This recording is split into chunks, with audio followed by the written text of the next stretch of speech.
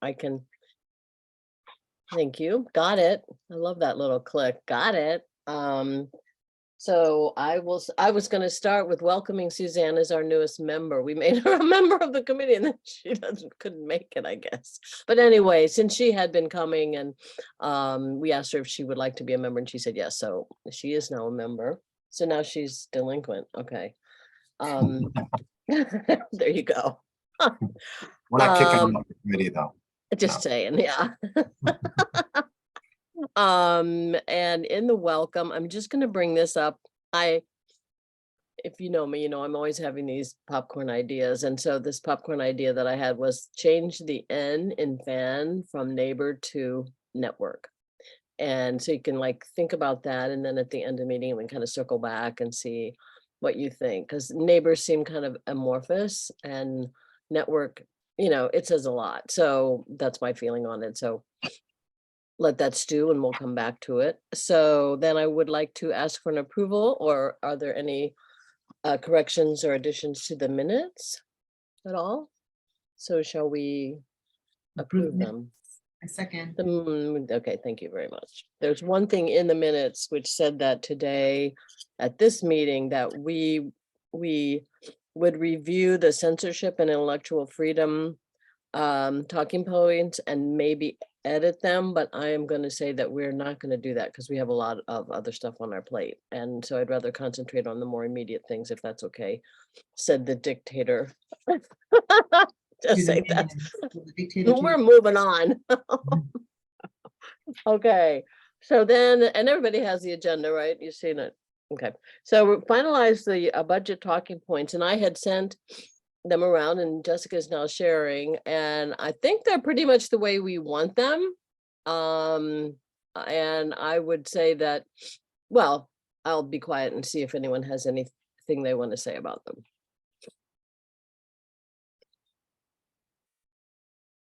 Okay, hearing no comments, I think that they are okay. And what I would say, I'm sorry, it took me a second to click on the mute button. I'm sorry.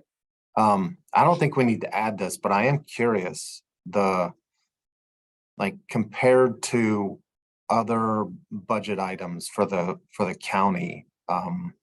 So it shows that the library budget is 0.7%. I guess I just don't know, like, and we talked about this on one of the other committee meetings, I think, like the police budget, the fire, you know, the firefighter budget. I mean, how does this compare with like the big budget items? Fran, go ahead. Yeah, so the library's collection development budget at the start of a fiscal year is usually around 3.5 million. So if we just did some super rough math and said it was, I don't know, 10% of our budget, it's usually between 11 and 14, that would put the library's collection budget at 0.07 of the county's total budget instead of 8.7, which is our total budget. So our collection budget is just a fraction of the county's total general fund budget. But the other budgets, the police budget, for example, I don't have it in front of me. I've looked at it before. Actually, I've looked at it many times and it really should be front of mind, but it's significantly more than this. Oh, absolutely. So, you know. I have the handout. I can look. Let's see. I don't have the percentage, but might even have it on my desktop. Well, the county has that lovely infographic that shows a dollar bill, and it shows you how much of a percent, so like 52% of the dollar bill of the county's total 100% budget usually goes to the schools. And then a chunk of it goes to law enforcement, and chunk of it goes to development, and chunk of it goes to health and human services. And then there's the sliver that goes to parks and libraries. I would be happy to find that if you want. Parker, is there a specific subset of any of the budgets as well? And I guess, I mean, police is not a good example because anyone who looks at, but my point is, are there any other like big budget items for the county that somebody would look at and say, oh my God, why do we pay that much for that? Like, you know, that portion of the budget for that compared to what we're doing for the library. And I can't think of a good example, but I just feel like looking at the bigger budget items, that there's something that, is 10 times more, or, whatever it might be, as just kind of comparative. It might be useful to put it in context. But Well, again, Put it we in need a to change the context. talking points for that. I just think it'll be useful to know. So I have the 2022 advertising. I'm gonna see if they have one of Well, those I have here in pie front of me, charts. I have here from the 2021, just police, let's say, the police, and I know we, shouldn't talk about police, but police is $11,796,539. But of that, and I don't know whether this is something interesting or not, and certainly not to include in here because I think it's too controversial, but the SRO budget, that's the school resource officer budget, or police and schools, is $8,250,419. Is that per I'm sorry, capita? I'm what did I say? $8,250,419 is SROs and of the police department budget in 2021. And school, yeah, for school related services. I'm just saying for school related services. So it's like, I'm sorry, I wasn't clear. Police budget for school related services is $11,796,530.5. I'm sorry, I didn't make that clear. And of that, school resource officers or police in schools are $8,250,419. I mean, it's just for an example of things that are supposed to be like, say, helping our community or whatever. I mean, of course, I am not in agreement with that, but that is a budget item that we have in our budget, SROs at $8 million.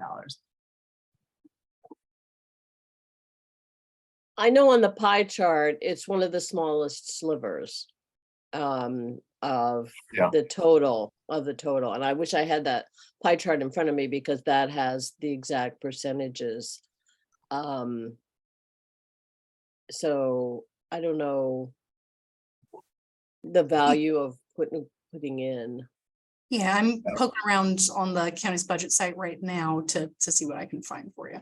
And like, what would we say, like, in terms of a library budget, a board of supervisors or like a county budget item?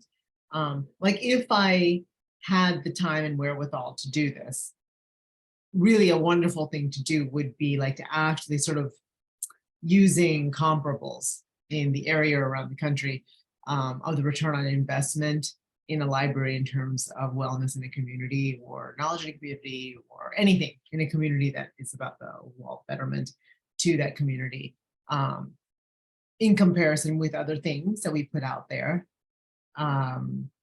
so that we could sort of make an apples to apples type comparison. But it's a lot. That's a lot.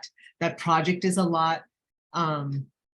I always think whenever I see things like that how incredibly helpful they are to sort of making sense of stuff, but it's a huge project and I for one don't have the wherewithal to do it. So I'm not trying to like give people new Well, and one thing I know, I was looking through some of my folders and I found unfortunately it was from 2014, but it compared the expenditures of sort of Metro Cog area.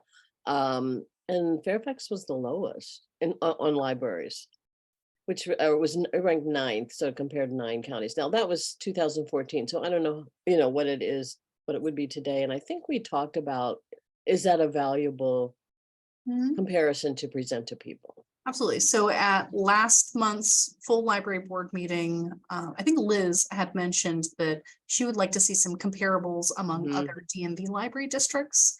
And our staff already developed some of those metrics, which if you all were looking for them, some of them are going to be presented at the Finance Committee meeting on February 24th. So we do a couple of different sets. The first set is a per capita on funding. So it looks at other DMV jurisdictions that support libraries like Loudoun, Prince William, Montgomery, Prince George's, DC. And it looks at how many people they have, how many people have library cards, and what the general per capita cost is for a library in that jurisdiction. So like, Sujatha, you were saying that the police maybe have this big of a budget, or the housing authority has this big of a budget. And what we tend to look at is what is the bang for the buck that people get out of it. So I don't have our current figures. I have last year's figures, and our per capita cost for an average resident is about $34, which is not that bad for the amount of things that people get out of the services if they choose to utilize them. What that doesn't say is how does that impact, like you're saying, community well-being. That's just a general financial transaction. So And then that we pull in usage, like how many circulations do we have? How many door counts do we have? How many program attendance? How many early leader story times are we doing? And we try to evaluate from there where those impacts are being seen, where we're getting the most usage for people's tax dollars that goes into our system. We do not compare ourselves against other county agencies. You all are welcome to do that as you'd like, but because our board has moved to a much more priority-driven funding model, just looking at like the bundles of money the different agencies get has not been as compelling an argument for past library boards as making really specific pointed asks around things that are already identified priorities for elected officials. So education and early literacy, we know that those are priorities for our board of supervisors, and trying to tie into those areas might kind of strengthen an ask. I know when I've talked to people and I said, did you know the library gets $33 million? And they're like, that's pretty good. And I say, it's 0.7% of the total county budget. And they're like, oh.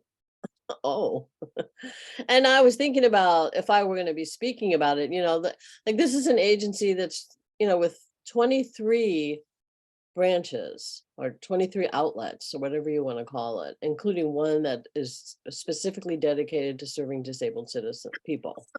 And it's not a totally recreational, like we are linked with the recreation department, that aspect, and yet we're more than that. And to me that, because that little sliver on the pie chart of 1.2, I think it is And us and parks. We may see that transition over the coming years. With the county's new adopted strategic plan, they're looking to align that document with the budgetary process. So instead of Pretty good. saying like parks and libraries, they're looking at their community impact areas like lifelong education and learning, like community livability, like cultural and recreational opportunities.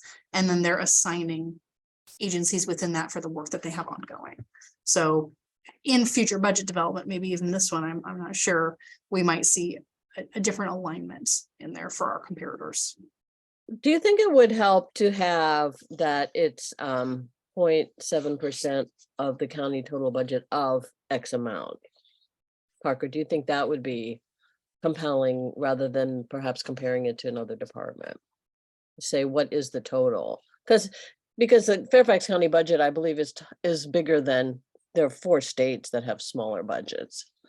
So it is a huge budget, and it's divided between schools and the rest of the county, which, makes sense.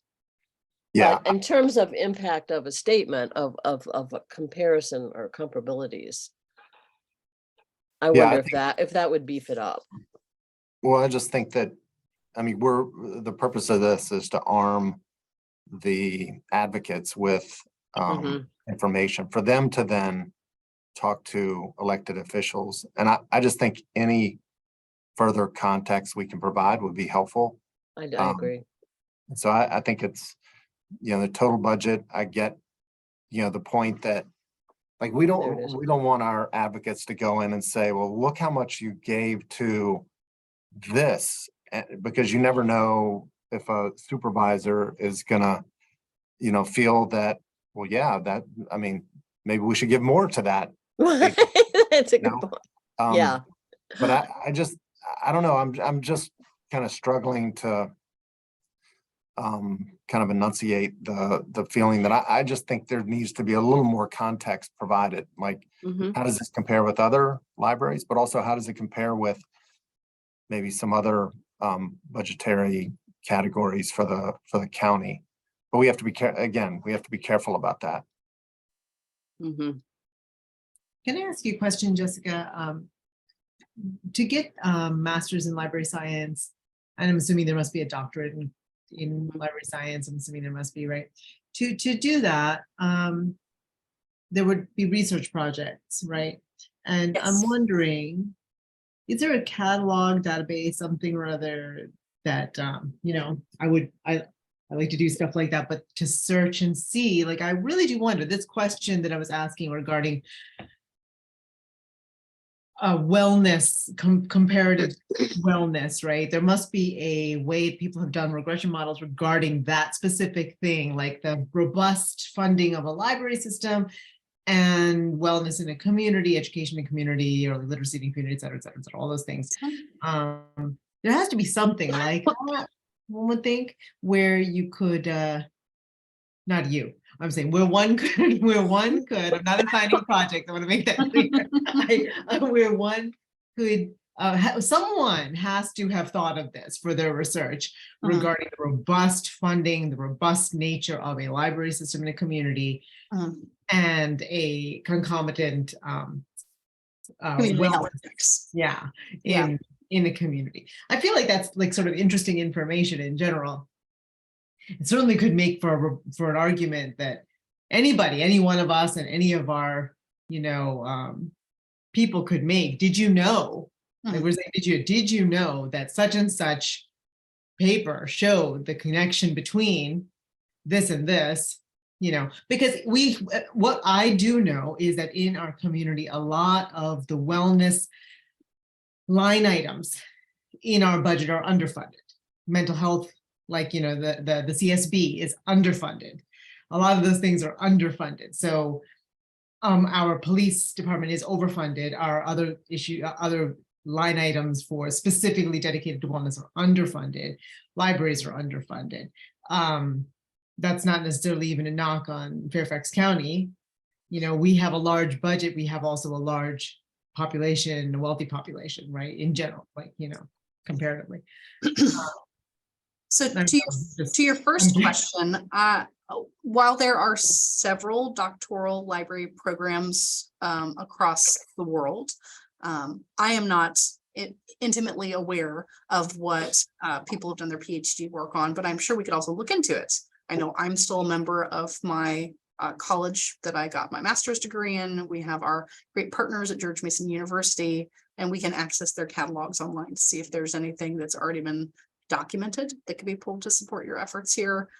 You are right, it is a fascinating topic, and I haven't heard anything, just, you know, generally speaking, in the public library sphere about a research-driven, statistically backed information source like that, but that doesn't mean it's not out there. Yeah.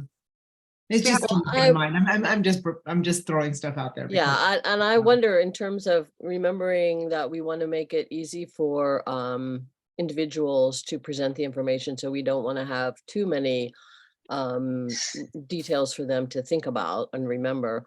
And in a way, I feel like that would be an interesting thing. It would be an interesting thing. It's an interesting thing to maybe. query. I'm not even suggesting. Yeah, Like, but as I we're think, having this you know, conversation, it just comes to mind. thinking of who our audience is and what our purpose is, you know, maybe the part of the total figure. And then I think in the third bullet, I would add the library budget falls short every year, or maybe the library collection development budget falls short every year might be a nice clarification there. And remembering, yeah, and right, put library before it, Yep. right? Yeah.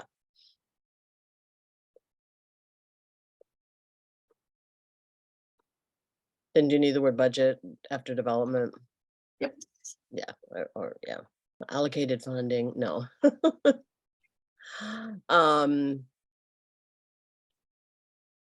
You know, there is a lot more that we could say, but I want to give people, you know, short and sweet, and then with the instruction and to add your own story, your own feeling, your own emotion response to what the library does for you.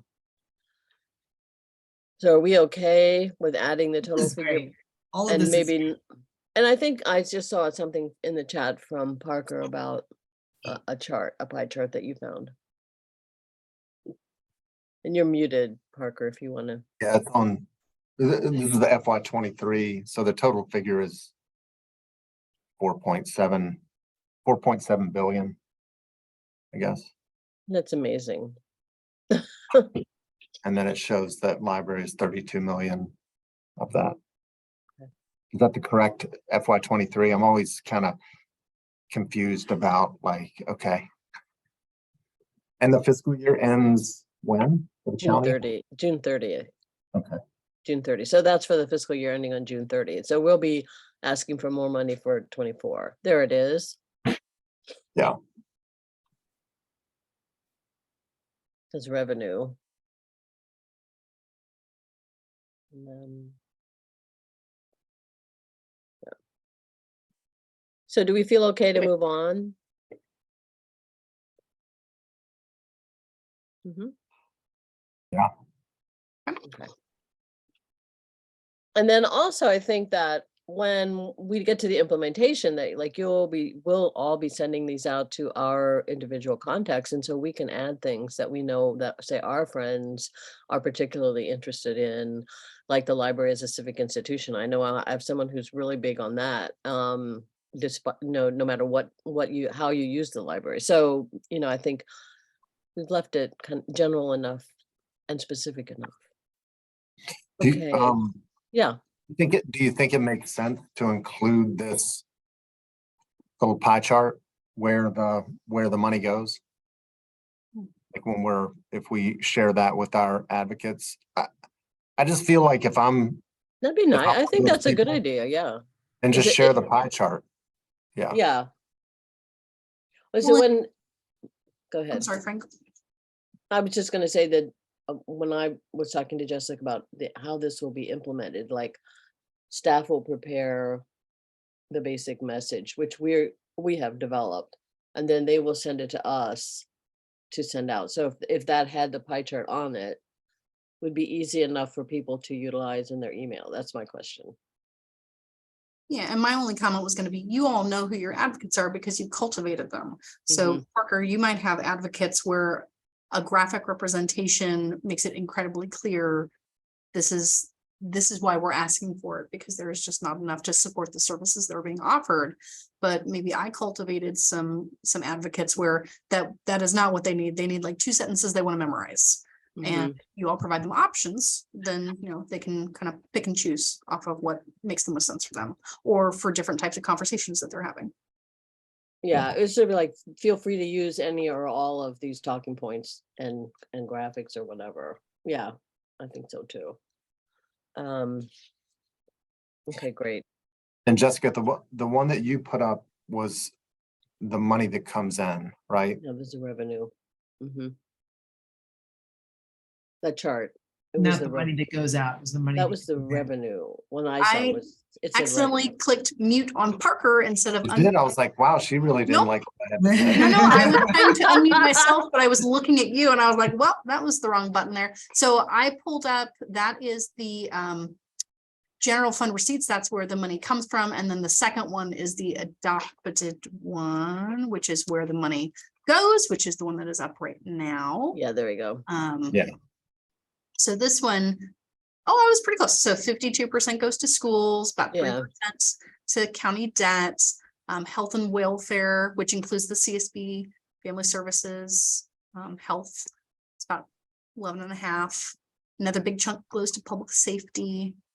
Another chunk to benefits for county employees. And one thing to always remember, it's probably probably two in the weeds for the talking points is things like employee benefits, retirement, healthcare do not go into the library's general budget. They're part of this extra 10% that hangs out here in this kind of salmon color. Okay. And then here is the library and park general fund disbursements, which is also a little bit deceiving, because while the library's fund here is accurate, our colleagues in the parks are even under a different amount of stressors, because while they receive about 30 million in general fund dollars. They are a revenue generating agency that has to support many other functions with the revenue that they make. So this is just the general fund dollars that go to the parks. That is not their operating expenditures. Okay. So like- the library salaries, are they included in that? Or they're not?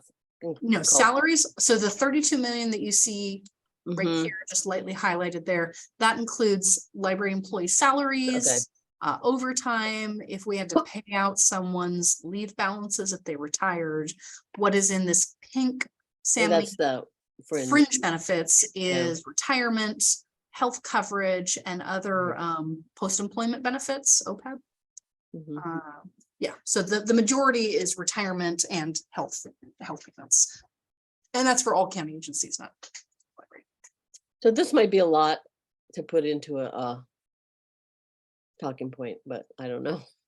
Well, I mean, you could just include it as a separate graphic if people wanted it, or you could include a link to it if people want it that way as well. Mhm.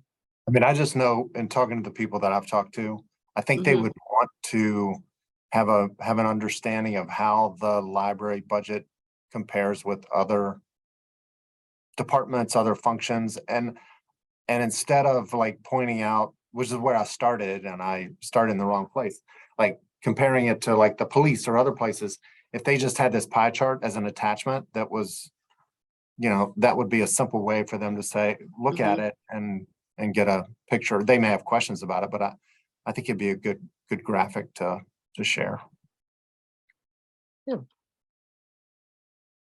It tells a lot of stories, guys. I'm just over here like shaking my head looking at this. I will keep my mouth shut. Okay, so we're good to move on then? Yeah. Yes, okay, and I wanted to share with you the progress that we've made.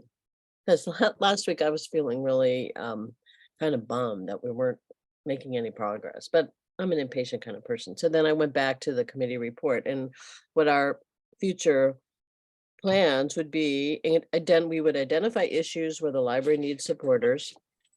Check, we did that. Identify library services that enhance the reputation of Fairfax County Government Services. We will be doing that, but we don't need to do that yet. Compiling information and distributing messages. We have compiled our talking points and we've talked about the process of distributing the messages, so that's good. Identifying needed library support that library staff could supply, which is sending out the messages to us to send to our advocates. Identifying the schedule of county budget preparation and input, and I have that with me today. Identifying the legislative calendar schedule, and that's like number 6. So we haven't done that yet because we're concentrating on the county, which I think is fine. Let's get that going. Liaising with community groups for individuals to advocate for the library. And what I have on the agenda is that is the Friends and how we're going to what we might do with the Friends. So we're doing that. Identifying outside sources of support, ALA, VLA, United for Libraries, and we haven't done that yet, but that we're leading up to it. So I felt okay, calm down, relax, Fran. We're on track. Everybody else feel that way? Okay. I'm applauding. Okay. Thank you. We're doing it. Okay, so the next thing is citizen advocate recruitment and onboarding. So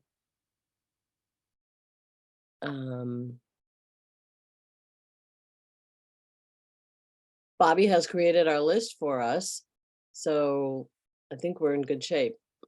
Any other feelings on that or Jessica input or Jessica, what were you thinking that onboarding comprises? What comprises onboarding? Sure. So you've got 2 pieces on here. You have one for citizens and one for friends. Mhm. The friends is probably where more onboarding makes sense, but it certainly would be nice if you all, as you add more advocates to your community pool, have like a standard welcome to the network. email, so they know what to expect and what not to expect. Like, you know how when you sign up for like something online, it's like, I'm not going to sell your information. We're obviously not going to sell their information, but just so that they know, Fran may have spoken to someone when she was in a walking group, and Sujatha, you may have spoken to your neighbors, but so that everyone's getting the same set of information that's not overlaid with whatever personal conversations you might have been having interspersed with that. So having something standardized that says, you know, welcome to the Friends, Advocates, and whatever the N is going to stand for, neighbor or network. Welcome. Here's why we do this. Here's a sample of talking points that we've had in the past. This is likely when we'll activate you. We're not going to sell your, you know, that kind of stuff. That was my suggestion. I like that. That's it. Why we do the sample messages. What was the other thing that you said? Well, and if you include, so like right now you have your collection of talking points. If you include something in there so that they know what to anticipate. So when we call on you and say like, it's budget season, or there's a wacky bill in the legislative season, or we have an event coming up that we're getting a lot of strong publicity around, both negative and positive. This is what you can anticipate from us, just so that you know what the format looks like. And that will also allow you all to get feedback in case you want to refine it in the future. Refine or change. Sujatha, you're muted.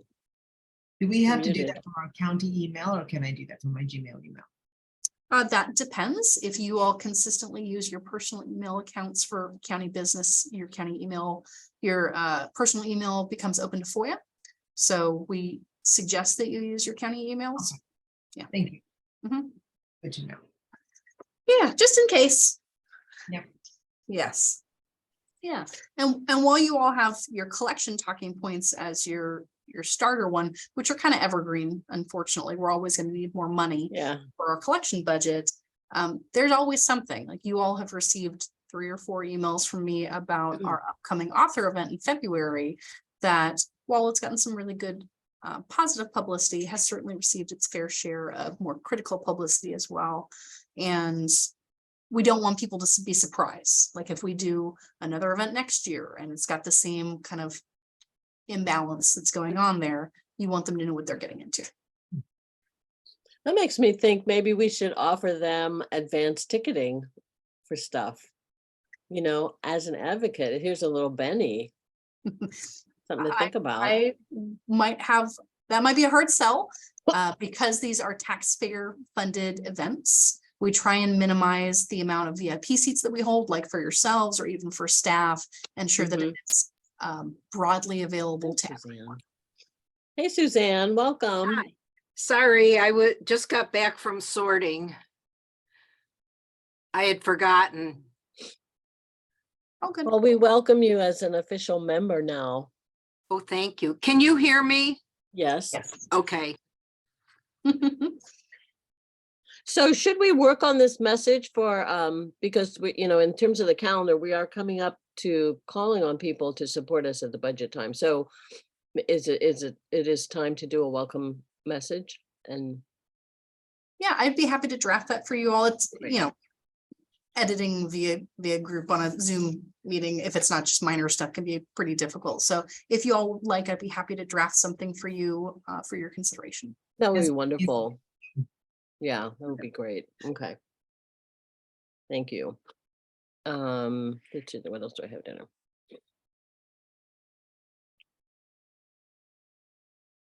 Okay, the Friends, okay, I think we're finished with citizen advocate recruitment and onboarding, because people continue to recruit. And probably I should exhort people at the February meeting to send us, to identify, because we're gonna ask them to help us. But you said extort them Well, at the yes, February no. meeting, and I was gonna say, oh, Fran, this is a No, public. Fran, Don't say no, that. no, exhort. I picked up on that afterwards. But I think we're also gonna find that the folks that we've already identified will identify others. Yeah, I feel like it's gonna be you tell one friend and you tell one friend, and it'll grow from there. I hope so too, yeah. Which is Yeah. why, what do you think, now we've had time to sort of think about it, do you like the network instead of neighbors, the library fan club, friends, advocates, and network, friends, advocate, network, friends, advocates, network. Well, what Yeah. Parker just said is the definition of a network. It's I like it. like a call to. Okay. Call to arms. Call to Okay. action. Call to action. Okay, now I have some notes that I made about friends. Because it's come up, I think, a couple of times at a board meeting that let's get friends to pile into a bus and pile out at the government center and march into the meeting, identified as friends of the library, which is really great. But how will we do that? Let's see. Oh, wait, I found something else. Here's a little note I made. Thank you for being a library advocate. The county budget will be released in late February and public hearings will be scheduled in April. I think that's right. These hearings are opportunities for advocates to speak up to support full funding for libraries. This is also the time to contact your individual supervisors by phone, email, or letter to request library support. Did you know, our little talking points? And then how has this underfunding impacted you? Tell your story when you contact your supervisor, and then contact information, the Jeff McKay, the chair, phone, email, address, and then each district listed with the same information. Does that make sense as part of the welcome? Or this would be a more specific letter? And do you want me to send that to Jessica for sharing? Did I read it too fast? Yes, and I can honestly say that it went like. I Yeah, don't Fran- remember. This is more to the time when we send something out, thank you, and here's what we need you to do. Yeah, that sounded like a follow-up. That sounds That's the like, follow-up okay, to the it's- welcome, yeah. now it's time, right? So you know what you've Click. gotten into. Now the Yeah. budget's been released. We need you to sign up. We need you to do things. Yeah, and this also would be, is that too much the staff would prepare this with the contacts for the supervisors? That's okay, right? For them to do that for us? Yeah, staff can provide you all with informational context about the budget, yes. Okay. All right, so back to the friends. So how do we reach out to the friends? And so my notes, like, they already provide fantastic support to every branch and to the system as a whole. There's that acknowledgement that they do a great job. They participate in the library. Their participation in the library fan club is already a big part in that all that they already do. Now, would the following options be attractive to them? Write postcards or letters to the Board of Supervisors using our talking points and their own stories to support the library request for fully funding once again. Could be with the idea that this could be a nice alternative to the physical labor that some of their members are no longer able or no longer want to do in terms of the book sales. And I was thinking that as a pilot project, like I could go to the George Friends, and it occurred to me that the first thing would be to ask them what they would like to, what they might want to do, and then listen to them, because they may very well feel that they do plenty, and I think we can definitely acknowledge that. So I think it's a sensitive ask, if you will. And my feeling is to describe, here's what we're going to be asking advocates to do. We acknowledge that you already do a tremendous amount. Would you like to be involved in that? Now, does that make sense to people, or do you have other thoughts? I mean, I think that makes sense. But so in what I do, like we have what are called fly-ins. You've seen people talk about fly-ins for Congress.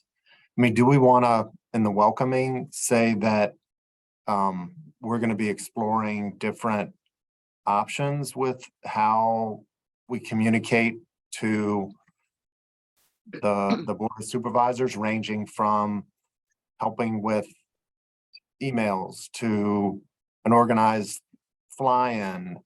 I don't know. I've never been through a budget cycle, a budget meeting. I don't know if it's, I've heard, Fran, I think you've described how the parks folks like showed up and dressed all the same way. And I mean, is that something that we're contemplating doing with this network? Well, one thing that Jessica and I talked about would be that the president of the Friends group would be the contact point.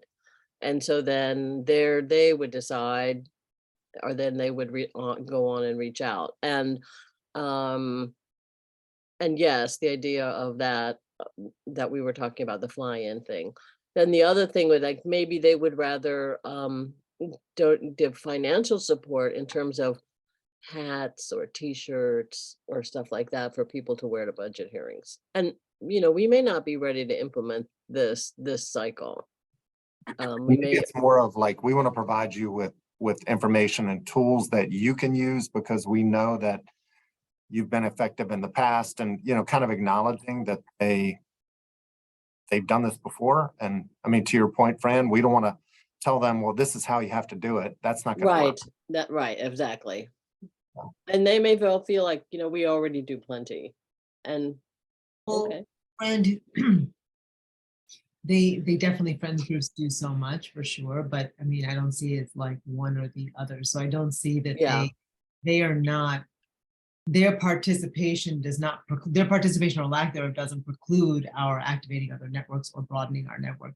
So what we could is telling friends groups, you know, we want to achieve this end, more funding from the Board of Supervisors for the libraries. Toward that end, we're trying to activate a network of people in our various communities and magisterial districts to really argue on behalf of the libraries. We would love it if you chose to come to board meetings or activate your friends network to send emails, postcards, phone calls, etc., and show up at board meetings. But we're also going to be doing this, and we'll hopefully all together we can manage to achieve this goal. I mean, I don't see it as at all problematic. Like, you know, I realize that, you know, people can get territorial over particular duties, but this is is not their duty and obligation to, right. you know, so I think it's not Yeah. stepping on any toes at all. And for friends groups that maybe have challenges either driving up to the government center or are unable to transit or have issues with times, there are both the local budget town halls that happen in each magisterial district. And then for the main public budget hearings that happen in April, the county offers a video option. So you can either live do a video in, or you can record it in advance. And some groups have taken the opportunity to do some really nicely edited videos that they send in as testimony. I don't know that our friends groups either have the time or the expertise to do that, but you can certainly show the why of what you're asking as well. Like if you do it in a setting that showcases like happy kids at a story time, or pallets of books behind you waiting to be processed, or things like that. Friends who maybe are worried about participating because of defining factors, there are lots of options that are available at this point. And I think that like we could capitalize on, like I honestly think that the only way that changes happen in any way, anything, at any time that we need to push something, whatever it is, there's like this interest convergence that supports that happening. So like if we can make a case that we offer to our various networks, like when we're even in communication with them on a smaller scale, to say, you know, this is the reason that we need to do this. This is the reason, and this is how it is associated with stuff that's happening in the world, or happening in our nation, or happening in our community, so that there's sort of like an interest convergence. Because in general, I think everybody would say that, gosh, we really want a well-funded library with a robust collection. Everybody would say that, right? But if we could show why now is a time that we really don't want to forget to fund our libraries, well, it's outside any kind of purview of friends groups versus this group versus that group versus the library board, you know? Mhm. Like we're making a robust argument, and we don't need to do, like when you were saying, I don't know if we're able to like do that all this budget cycle. I mean, we can start small and just have it being an ongoing, growing thing. This is not something that's going to go away. Underfunding at the library is a long-standing problem, and it's not going to be fixed until it's fixed. So we can do a little bit now and a little more next year and more and more and more until it grows itself, and we can potentially have 100 people, 200 people that show up all in the same t-shirt that they funded themselves. Everybody went and bought themselves a, you know, however many dollar t-shirt and then showed up to support the library, or just everybody wore a yellow t-shirt from their own collection of t-shirts or whatever. Yeah. And showed up, you know, and just Yeah, in support of our library. So it doesn't have to be as big as it is eventually going to be. It can just be as big as it is. that's good. That's Suzanne, right. you have a lot of experience with friends groups, but you have any thoughts on that? You're muted. Sorry. I think, giving them a general invitation and overview of what we want to do and then maybe following up with a call to the Friends president Mhm. after we send them an email and see how they would like to help us with this. If they have any members who might like to come, I guess that would be my preference, thinking of my own two groups that I'm involved in. Mhm.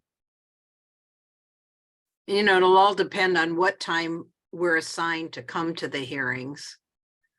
How easy it is to get to the government center at that, if it's 6 o'clock at night, that tends to be challenging to get Yeah. there Yeah. earlier in the day. Yeah, and for Parker, who has not been through a county budget cycle before, the county's public budget hearings are usually 2 or 3 days. And the first day typically follows a regular board meeting on a Tuesday, so it usually starts at 3 or 4 o'clock.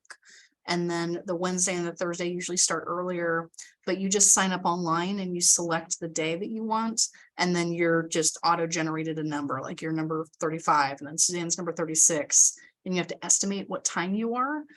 Individual speakers get 3 minutes. People representing an organization get 5. So, and you can't see who else is ahead of you. So you just estimate like, okay, if every speaker takes 4 minutes and there's 40 people ahead of me, I'm probably going to need to be there to do my part at, 2 p.m., whatever it is like that. Thank you. Sorry. No, you're fine, Suzanne. I just realized Parker hadn't done this before, so I want to make sure he had a little extra background.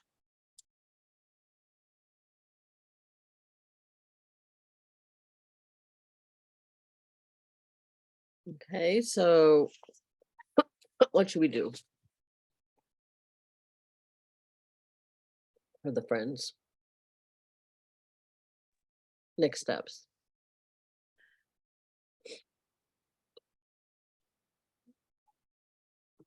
I thought you were going to test it out with George. I will do that. And then the draft welcome email followed by the more specific. I think I we're will- good. I will probably call, or I'll email the president, and ask to come to the board meeting to talk about what we're doing. Yeah. Because I have a good relationship with her.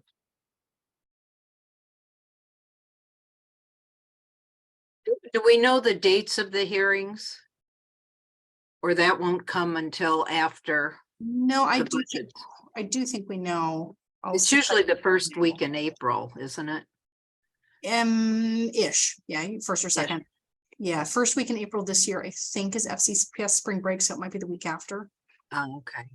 But I like the idea too, Jessica, that you mentioned the in the individual district, because I know the Mason one is a lot less formal, and you just go to the meeting and then people just stand up and talk about what they want to talk about, and you don't have to wait for hours like at the government center for that one. Public budget hearings are April 11th through the 13th. So it is the Mhm. second week following the. And one of those days will be our meeting day, no doubt. We are meeting on. let's see. You all meet on April 12th. Yes, so it is one of those days. That day if we can, I think. And I am not aware at this point of individual district budget hearings, budget town halls. They typically announce those relatively swiftly after the advertised budget is released. And this year, the budget will be released on February 21st, the day after President's Day.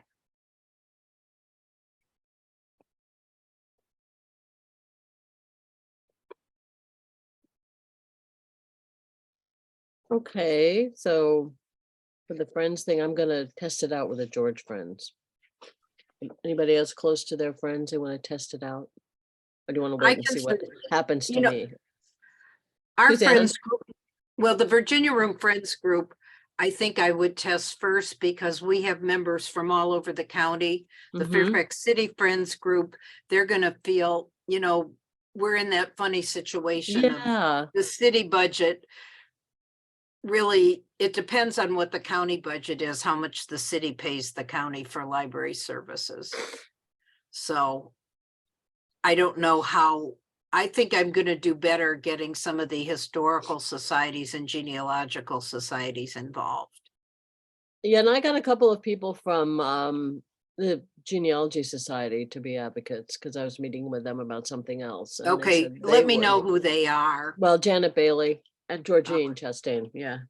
Okay, you did tell me. And they're both Fairfax, right? Not Mount Well, Vernon. no, Janet lives in Arlington, but she uses, so But I mean, there's two genealogy groups. they're Fairfax Genealogy, yeah. Yeah, okay, thank you. Mhm. Okay, next meeting. Timing to participate in the budget process I have written, so. Sometime after the budget is, fairly soon after the budget is released. Which is late February, Yeah. so. Like, we often meet like the week before our board meeting. If you wait until the week before your board meeting, that would be the week of February 27th. So that would be right after the budget is released. It's likely that most of the district town halls will not have happened yet. Mhm. Okay, that sounds good. So do you want to send out dates that you're available, Jessica, and then we'll. Yeah, I will Respond. send you some dates and see if they work. And then we'll send Okay. out everyone else.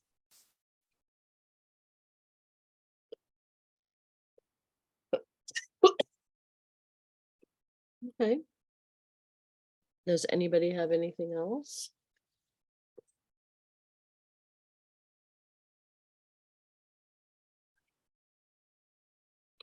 We asked for 90 minutes, but we didn't need it. Right? Or is that another committee that we asked for 90 minutes? I forget now. That Nope, that was this one. was this one. I think done. Yeah.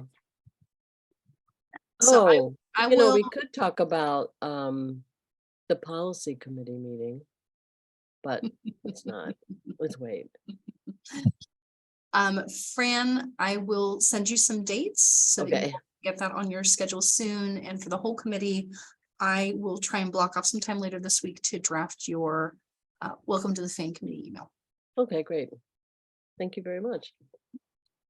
So would anyone like to call for adjourn? I make a motion to adjourn. Okay, thank you.